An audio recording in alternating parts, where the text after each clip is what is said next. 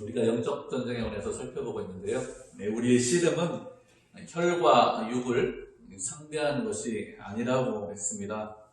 우리는 통치자들과 권세들과 이 어둠의 세상 주관자들과 악한 영들을 상대해서 싸우고 있다, 이렇게 말씀을 하고 있죠. 사탄을 상대로 해서 싸우고 있는데, 사탄의 가장 큰 전략이 무엇인가 하면 이런 영적인 것들이, 이런 사탄이나 악한 영들이 없더라고 사람들이 인식하게 하는 것, 그것이 가장 큰 전략 중에 하나입니다. 우리는 하나님의 말씀을 그대로 믿습니다. 예수님께서 육신을 입고 이 땅에 오신 것을 믿고 동정녀의 몸에서 탄생하신 것, 그리고 공생애를 사시면서 우리들에게 여러 말씀을 하시고 이적을 베푸시고, 그리고 십자가에 달려 돌아가시고 부활하시고 승천하시고 다시 오시는 것, 이런 모든 것을 다 믿습니다. 왜 이런 것들을 다 믿죠? 하나님께서 말씀하셨기 때문에, 하나님의 말씀이 성경에 그렇게 기록되어 있기 때문에, 그래서 우리가 다 믿습니다. 그러면 사탄에 관해서도 하나님께서 분명히 말씀하셨기 때문에 사탄을 믿다는 것을, 사탄의 실체에 대해서 그것을 인정해야, 그래야 그것이 믿음이 있는 것이죠. 그렇게 해야 말씀을 믿는 것이죠. 그렇지 않으면, 사탄의 실체를 인정하지 않으면 우리가 말씀을 믿지 않는 것입니다. 그렇기 때문에 분명히 있다라는 것을 우리가 알고 있고, 그리고 이런 악한 영들이 우리를 넘어뜨리기 위해서 수단과 방법을 가리지 않는다는 것을 우리가 알고 있어야 됩니다. 우리를 넘어뜨리기 위해서 대규모로 공격을 하는 경우도 있고, 아니면 개인적으로 공격을 하는 경우도 있습니다. 이런 악한 영들이 여러 가지 방법을 가지고 공격하고 우리를 넘어뜨리려고 하는데, 이런 것에 넘어지지 않고 이런 공격에 무너지지 않으려면 어떻게 해야 되느냐? 그것은 적을 알고 있으면 그러면 됩니다. 적이 어떤 방법으로 우리를 넘어뜨리는구나, 무슨 방법을 사용하는구나, 이런 것들을 알고 있으면 그러면 우리가 넘어지지 않겠죠. 그리고 또 알 것은 우리 자신에 대해서 알고 있으면 그러면 우리가 전쟁에 지지 않습니다. 우리가 어떤 존재인지 이런 것들을 알고 있어야, 그래야 전쟁에서 지지 않고 패하지 않습니다. 사탄은 우리보다 훨씬 더 강한 그런 존재입니다. 인간은 우리가 생각하는 것만큼 그렇게 강하지 못합니다. 사탄이 유혹하고 시험하면, 그러면 그런 유혹과 시험에 쉽게 넘어지는 것을 볼 수 있습니다. 믿음이 강한 사람들도 유혹과 시험에서 그것들을 이기지 못하고 쉽게 넘어집니다. 넘어지지 않는 사람들이 없어요. 그렇기 때문에 우리 자신이 그렇게 강하지 않다는 것을 알고 있어야 됩니다. 구약 성경을 보면 여러 가지 사람들, 여러 사람들이 기록되어 있습니다. 믿음이 강한 많은 사람들이 기록되어 있는데, 그 중에서 믿음이 강한 사람 몇 사람을 뽑아보라고 하면 아브라함이나 아니면 다윗 같은 사람, 이런 사람들은 믿음이 상당히 강하고, 그것뿐만 아니라 이 사람들은 생애에 그 사람들의 일생을 성경의 여러 지면에 많이 기록되어 있습니다. 이러한 사람들도 사탄이 유혹할 때, 시험할 때 넘어졌다는 것을 우리가 쉽게 알 수 있죠. 아브라함은 어떻게 했는가 하면 자신의 아내를 누이라고 2번이나 속였습니다. 첫 번째 속인 것은 아브라함이 애굽에 내려갈 때 첫 번째 속였습니다. 하나님께서 아브라함을 부르시고 그가 말씀에 순종해서 가나안 땅에 도착했는데, 도착한 지 얼마 되지 않아서 가나안 땅이 흉년이 됩니다. 그래서 그 흉년을 피하기 위해서 애굽에 내려갔는데, 애굽에 내려가면서 두려움이 들었습니다.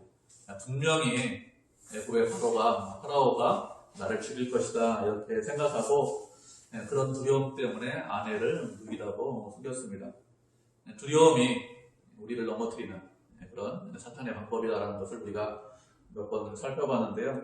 그렇게 두려움 때문에 많은 사람들이 넘어지죠. 아브라함도 두려움 때문에 아내를 누이라고 속였습니다.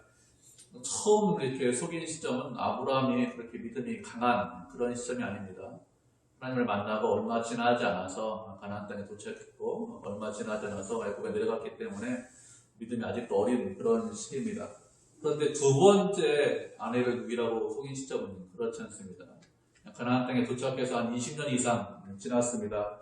언제 아내를 두 번째 누이라고 속였는가 하면 아비멜렉 앞에서 아내를 누이라고 두 번째 속였는데, 말씀드린 대로 아브라함이 가나안 땅에 도착한 지 한 20년이 더 넘었습니다. 이전보다 여러 가지 하나님의 은혜를 경험했습니다. 하나님은 어떤 분인지 이전보다 훨씬 더 많이 알고 있고 그의 믿음이 훨씬 더 커진 그런 상태였습니다. 그럼에도 불구하고 아비멜렉 앞에 가자 두려워 떨었죠. 그래서 아내를 누이라고 속였습니다. 사탄의 공격에 거의 속수무책이죠. 방어를 하지 못하고 그냥 두려움에 다시 예전에 믿음이 어릴 때 그런 사탄에게서 넘어간 그런 똑같은 죄를 저지른 것을 우리가 알 수 있습니다.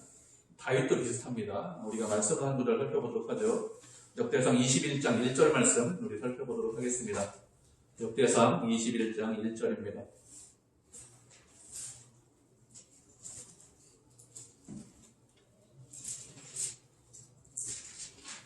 열왕기 상하, 역대상하인데 역대상 21장 1절입니다. 역대상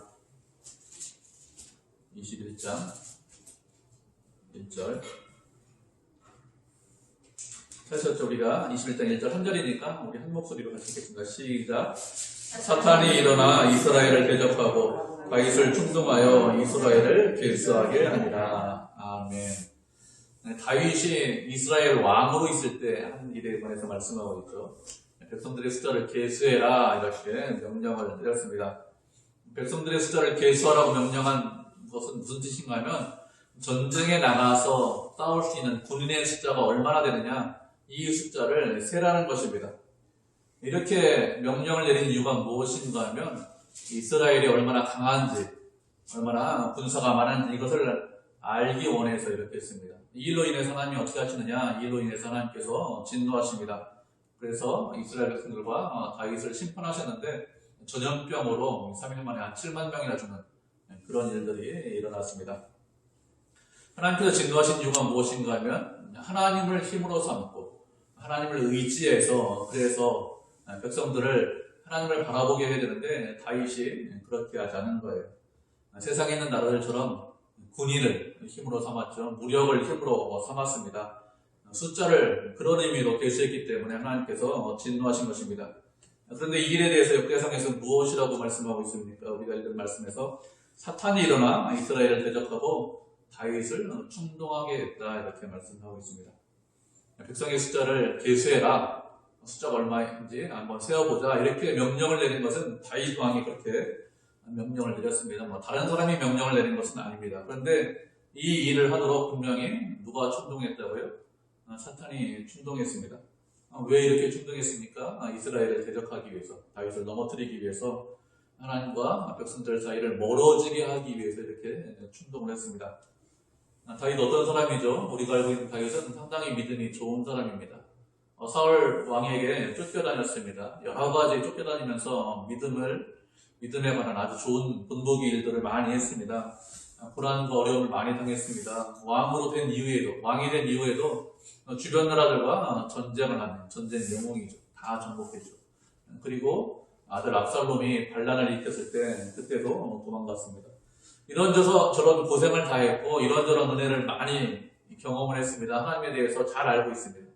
여러 좋은 시편도 많이 지었습니다. 그런데 사탄이 충동하자 그 충동에 그냥 넘어가 버렸어요. 믿음이 좋은 사람인데 사탄이 공격하니까 쉽게 무너졌습니다. 믿음이 좋은 사람들도 이렇게 쉽게 무너지기 때문에 우리들이 쉽게 무너지는 그것은 다반사입니다. 많은 사람들이 겉으로 표현하지 않아서 그렇지 넘어지고 또 그리고 사탄의 유혹에 넘어진 것 때문에 자신이 자신을 자책을 하고 이런 것들이 많이 있죠. 우리는 우리 자신에 대해 생각할 때 그렇게 강하지 않다, 우리가 그렇게 세지 않다 이것을 알고 있어야 됩니다.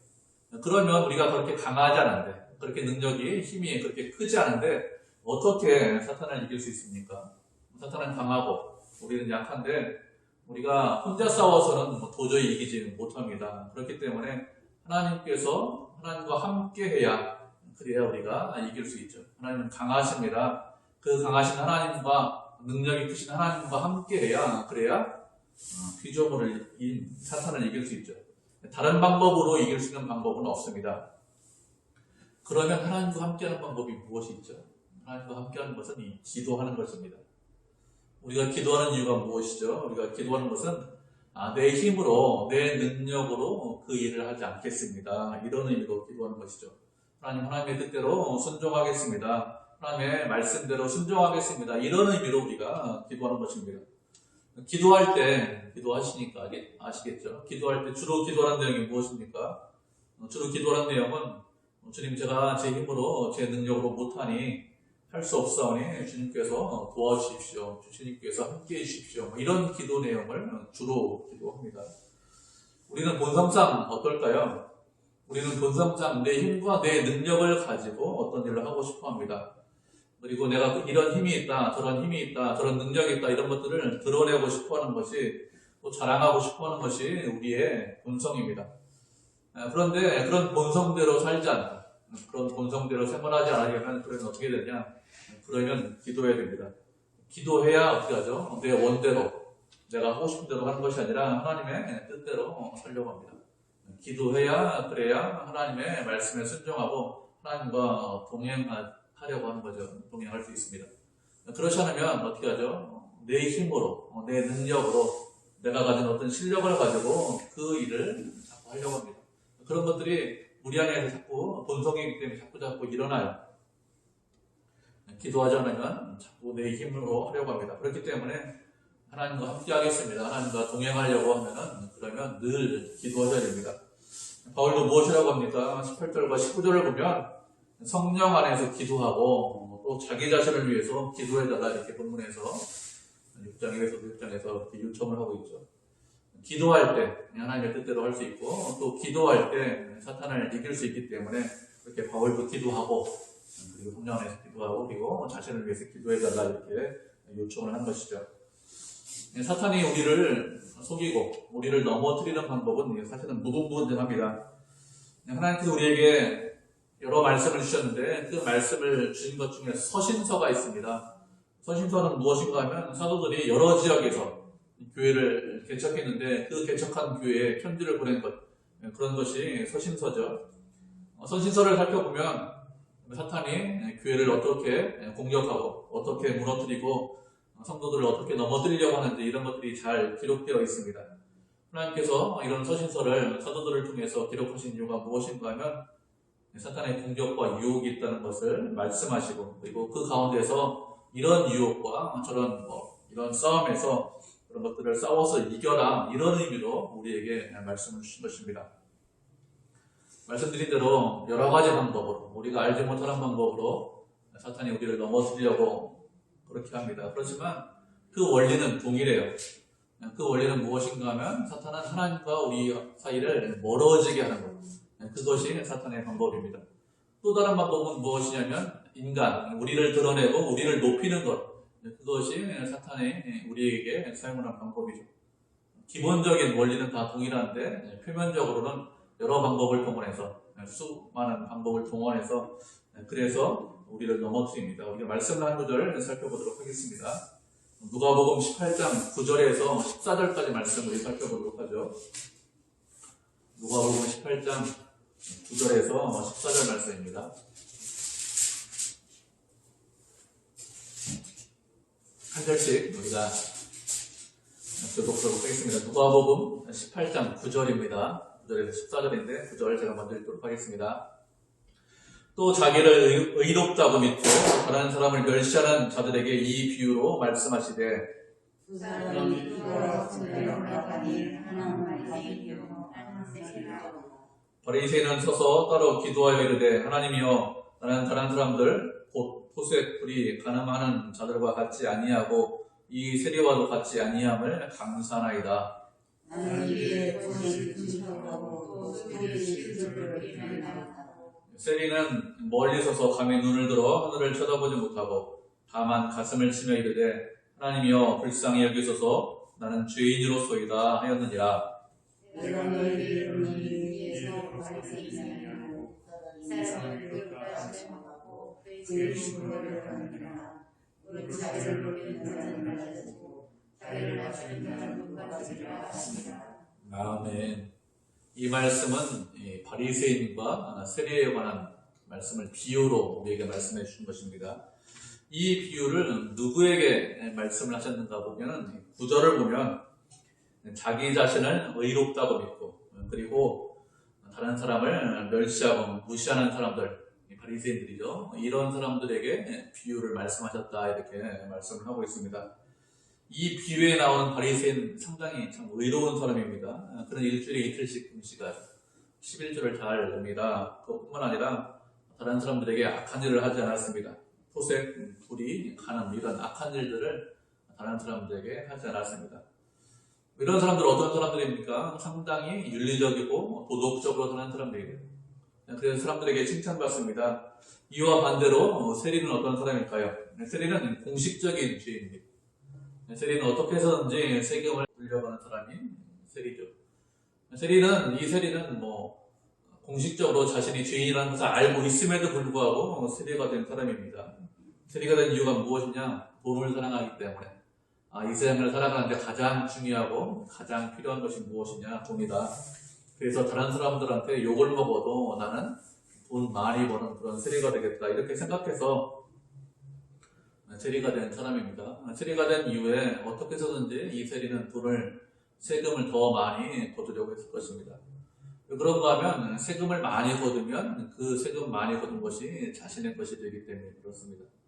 그 당시 로마에 식민지 상태로 있었기 때문에 로마의 세금을 다 냈습니다. 그리고 로마는 세리들에게 월급, 급여를 주지 않았습니다. 그런가 하면은 세금을 더 많이 거두어서 그 남는 돈, 세금을 내고 남는 돈을 가지고 그것으로 너희들 월급을 해라, 급여로 사용해라 이렇게 해서 그렇게 했기 때문에 그런 정책을 펼쳤기 때문에 이 세리들은 어떻게 해서든지 세금을 더 많이 거두려고 했죠.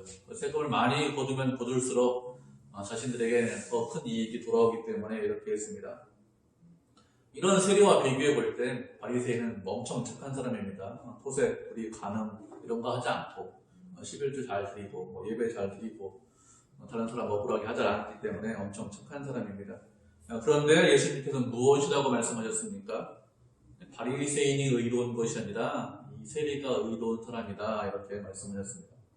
왜 세리가 더 의로울까요? 그가 하는 행동이 더 의롭기 때문에, 아니면 그가 사는 삶의 방식이 더 훌륭하고 훨씬 더 도덕적인 삶을 살았기 때문에 그래서 세리가 의롭다 이렇게 말씀하신 것이 아닙니다. 그러면 왜 세리가 의롭다고 말씀하셨을까요? 그것은 바리새인은 선하고 착한 사람입니다. 그런데 그 착하고 선한 것이 누구와 전혀 관계없습니까? 착하고 선한 것이 하나님과 전혀 관계없습니다. 그래서 의롭지 못한 거예요. 착하고 선하게 사는 것은 나쁘지 않습니다. 그렇지만 하나님과 전혀 관계없다면 그러면 그것은 아무런 의미가 없죠. 바리새인이 성전에서 기도합니다. 왜 성전에서 기도할까요? 그가 성전에서 기도하는 것은 저는 거룩한 사람입니다. 나는 훌륭한 사람입니다. 윤리적인 사람입니다. 나는 다른 사람과 동일하게 행동하지 않습니다. 이런 의미로 기도하는 것이죠. 그런 것을 드러내기 위해서 기도하고 있는 것입니다. 그런 것을 드러내기 위해서 기도한다면 기도하는 것이 어떤 의미가 있을까요? 이런 것을 드러내기 위해서 기도한다면 기도 자체가 의미가 없습니다. 그래서 예수님께서 무엇이라고 말씀하셨습니까? 너희가 기도할 때는 골방에 들어가서 기도해라 이렇게 산상수훈에서 말씀하셨습니다. 다른 사람이 아는 기도를 하는지 아니면 기도를 하지 않는지 알지 못하게 골방에 들어가서 은밀한 중에 기도하면 그러면 하나님께서 은밀한 중에 보시고 그 기도에 대해서 응답해 주신다 이렇게 말씀하셨기 때문에 자신이 의롭다, 거룩하다 이것을 드러내기 위해서 기도한다면 그 기도는 아무런 의미가 없습니다. 이 바리새인은 기도에 대해서 무엇이라고 생각합니까? 기도를 공로다 이렇게 생각을 하고 있는 거예요. 공로이기 때문에 내가 열심히 기도한 것, 내가 몇 시간 기도한 것, 땀을 흘려서 기도한 것 이것이 하나님 앞에서 잘한 일이다. 공로로 하나님께 드릴 만하다. 이렇게 생각해서 기도를 하고 있는 것이죠. 이러면 기도하는 것이 아무런 의미가 없습니다. 내 열심과 내 노력을 자랑하는 수단이 기도이기 때문에 아무런 의미가 없죠. 잘못 들으시면 기도하지 말아라 이렇게 들릴 수 있는데 그렇지 않습니다. 열심히 기도를 하셔야 됩니다. 주님과 동행하고 주님과 함께 하기 위해서 열심히 기도하셔야 되는데 그런데 나를 드러내고 나를 자랑하기 위해서 기도하는 것이 아니라 주님을 더욱더 의지하고 주님을 붙잡기 위해서 기도하는 것이지 바리새인처럼 나를 자랑하기 위해서 기도하는 것은 의미가 없다고 말씀드리는 거예요. 이 바리새인이 세상에서 착하게 살았습니다. 착하게 사는 이유가 무엇일까요? 이것도 자신의 의의를 드러내기 위해서, 자신의 고록을 드러내기 위해서 착하게 사는 것입니다. 이런 착함도 어떻게 해죠? 하나님 보시기에 합당하지 않습니다.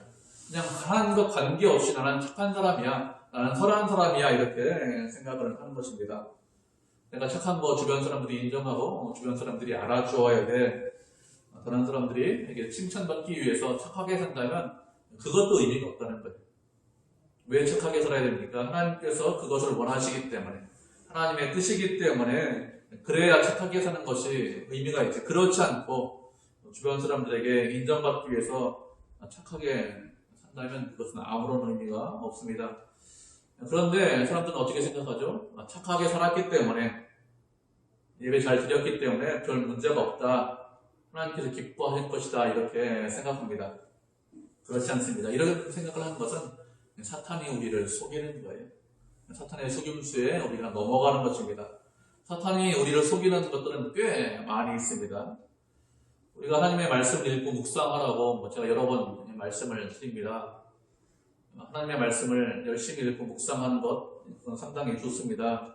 그런데 성경을 읽고 묵상하세요, 이렇게 말씀을 드리면 성경에서 무엇이라고 말씀하셨는지, 그리고 이 말씀에 대해서 내 삶에 대해서 적용해야 되는데 어떻게 적용할지, 무엇을 적용할지, 이런 것들을 살펴보고 묵상을 해야 됩니다.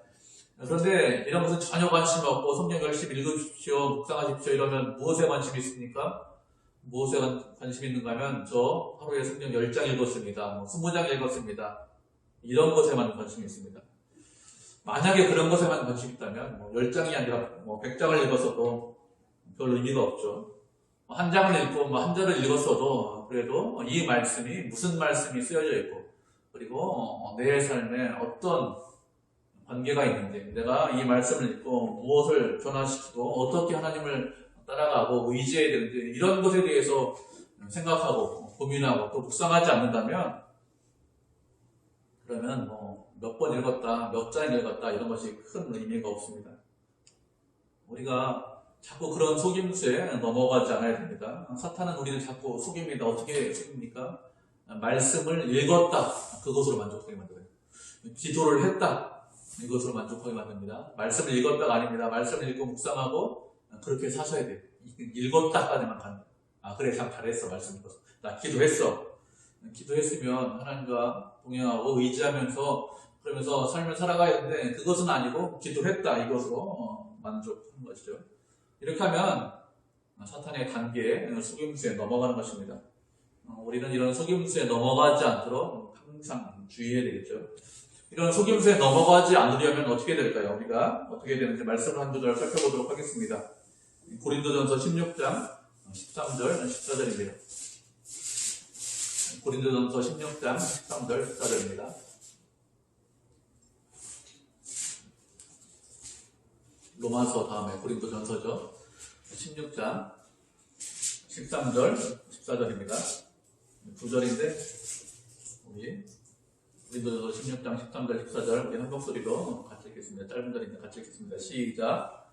깨어 믿음에 굳게 서서 남자답게 강건하라. 너희 모든 일을 사랑으로 행하라. 아멘.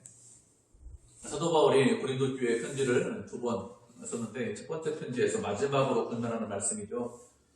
고린도 교회는 여러 문제가 있는, 여러 가지 문제가 있는 그런 가장 대표적인 교회가 고린도 교회입니다. 가장 큰 문제가 무엇인가 하면 이 파벌에 관한 문제입니다. 나는 누구파다 이렇게 누구한테 속해 있다라고 하면서 서로 이렇게 나누어져 있어요. 비방하고 시기하고 질투하고 경쟁하는 그런 교회였습니다. 이런 것 말고도 또 다른 여러 문제들이 있었습니다.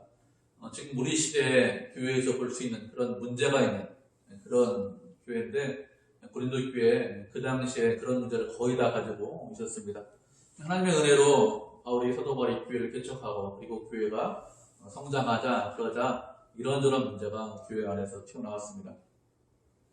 이런저런 문제가 있는데, 그런 교회에 첫 번째 편지를 쓰면서 마지막으로 권면하는 말이 무엇이냐?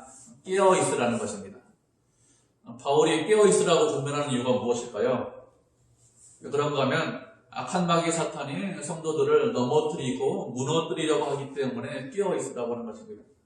공격이 없는 것이 아니라 늘 공격이 있습니다. 사탄은 언제 우리를 공격할까요?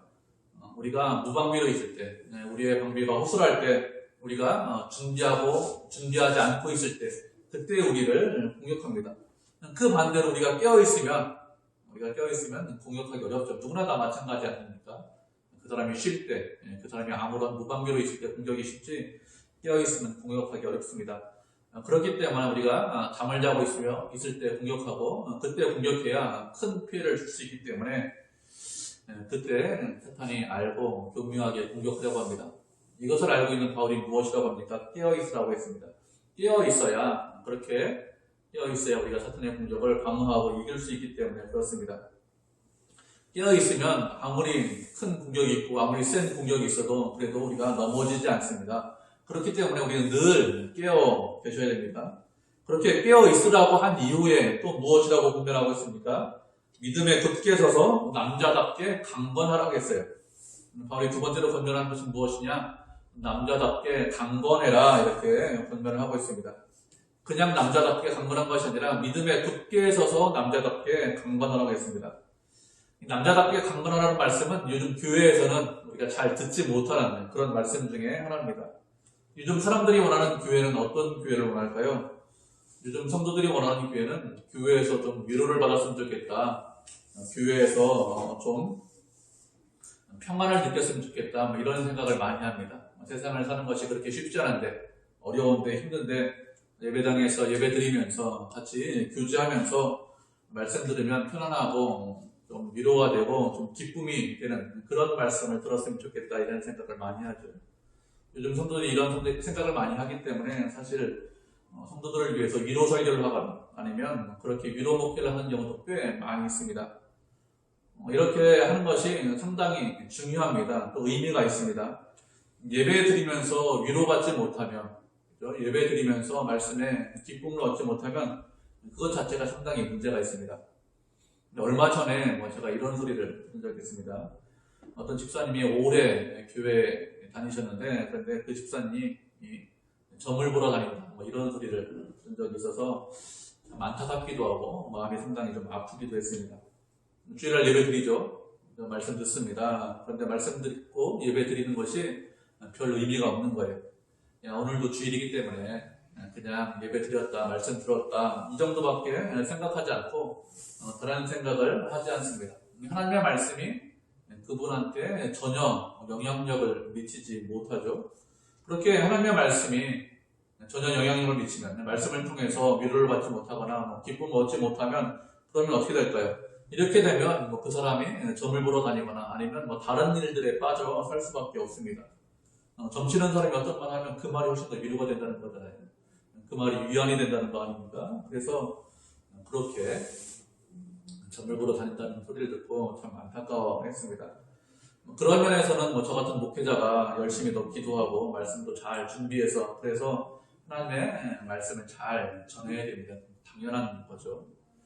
이렇게 목회자가 할 부분이 제가 열심을 내야 될 부분이 있습니다. 그리고 또 누가 할 부분이 있을까요?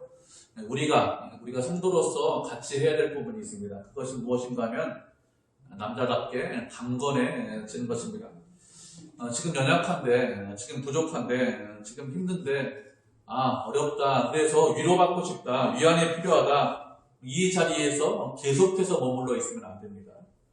지금 약하지만, 어렵고 힘들지만 이 상태에 머물러 있는 것이 아니라 어떻게 하셔야 됩니까? 잘하고 성장해야 됩니다.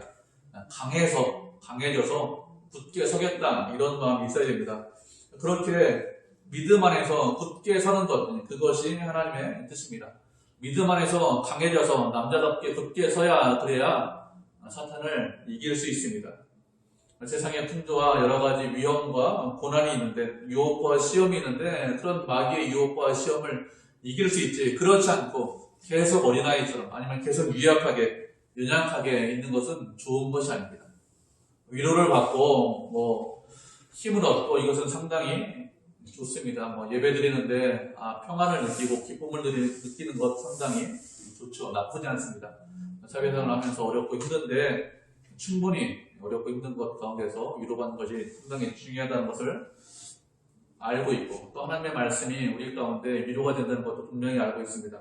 그렇기 때문에 위로받는 거 중요한데, 그것뿐만 아니라 또 중요한 것은 시간이 지나면 지날수록 우리가 잘하고 성장해야 된다는 것이죠.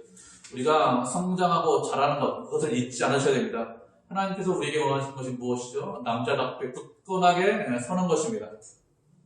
어떤 어려움이 있어도, 어떤 고난이 있어도 남자답게 굳건하게 서서 그 고난과 어려움을 이기는 그런 성도가 되는 것이죠. 성인이 된다는 것이 무슨 뜻입니까? 어떤 어려움이 있죠? 고난이 있습니다. 그런 것들을 별거 아니다 이렇게 생각하고 이기고 나가는 것, 그것이 성인이 된다는 사람입니다. 그렇게 우리의 믿음도 그렇게 성장하라는 것이죠. 하나님을 의지해서 그렇게 믿음에 굳건하게 서는 것, 그것이 하나님의 뜻이고, 그렇게 하나님을 의지해서 굳건하게 서면 그러면 사탄이 아무리 우리를 넘어뜨리려고 하고 이런저런 방법으로 관계를 부려도 물리칠 수 있습니다. 하나님을 의지하면, 그리고 남자답게 서면 하나님의 뜻대로 승리할 수 있죠. 하나님께서 우리에게 승리를 주시고 이김을 주시기 때문에 그렇습니다. 그리고 14절에 또 무엇이라고 했습니까? 모든 일을 할 때 사랑으로 행하라 이렇게 말씀하고 있습니다. 남자답게 굳게 섰으면 그러면 그 이후에 모든 일을 하는데 그냥 하는 것이 아니라 사랑으로 행하라 이렇게 말씀하고 있습니다. 그러니까 어떤 일을 하면서 미움과 시기, 질투 이런 것으로 어떤 일을 할 수 있죠. 그런 것이 아니라 사랑으로 행하라고 했습니다. 사랑으로 행하라고 했는데 사실은 그렇게 쉽지 않아요. 사랑은 모든 율법의 완성이다 이렇게 말씀을 하셨습니다. 우리가 하나님의 말씀대로 서는 것이 무엇이죠? 하나님의 말씀대로 서는 것은 하나님을 사랑하고 형제를 사랑하는 것, 그것이 말씀대로 사는 것이죠. 우리가 하나님을 사랑하기 때문에 어떻게 합니까? 하나님을 사랑하기 때문에 참고 있는 것이죠. 우리가 사랑하기 때문에 어떻게 하죠? 악한 마귀 사탄과 싸우는 것입니다. 사랑하기 때문에 그 사람과 함께하는 것이죠. 그 사람이 좀 부족할 수 있습니다. 연약할 수 있습니다. 그런데 그 사람과 함께하는 것, 그것이 사랑하는 것이죠. 이렇게 서로 사랑하면 사탄의 관계를 얼마든지 물리칠 수 있습니다. 사탄이 우리에게 원하는 것은 우리가 분열을 하기를 원하죠. 우리가 싸우기를 원합니다. 서로 싫어하고 미워하기를 원하죠. 그렇게 서로 싸우고 싫어하고 미워하고 분열시키는 것, 그것이 사탄의 관계입니다. 우리를 분열시키려고 하는 것이 사탄의 관계라는 것을 알고 끝까지 주님을 사랑하고 끝까지 우리가 형제를 사랑해야 되겠죠. 우리는 하나님의 은혜로 한 형제가 되었고, 그리고 한 권속이고 한 몸이 되었습니다. 그렇기 때문에 서로 사랑하고 서로 하나가 되는 것이 마땅하죠. 그렇게 사랑하면 사탄의 관계를 충분히 이길 수 있습니다. 사탄은 여러 가지 방법으로 우리를 넘어뜨리고 하나님과 멀어지게 합니다. 그렇지만 우리가 늘 깨어있고 하나님의 은혜 안에서 남자답게 강건해지고, 그리고 어떤 일을 하든지 서로 사랑하면 그러면 사탄의 관계를 얼마든지 물리칠 수 있습니다. 그렇게 서로 사랑하고 하나가 되고 늘 깨어있고 남자답게 강건해서 하나님께 영광 돌리는 믿음의 성도, 은혜의 성도가 되기를 주님의 이름으로 축복을 드립니다.